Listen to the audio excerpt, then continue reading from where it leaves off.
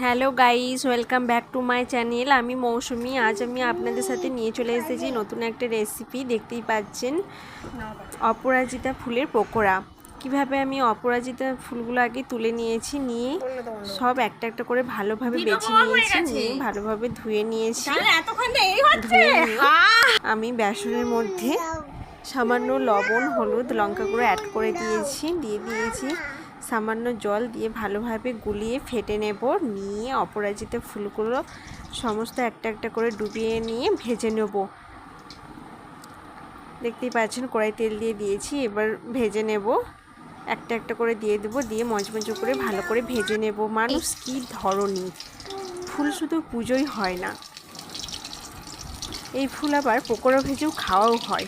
তাই আমি ভাবলাম আজ বানিয়েই ফেলি।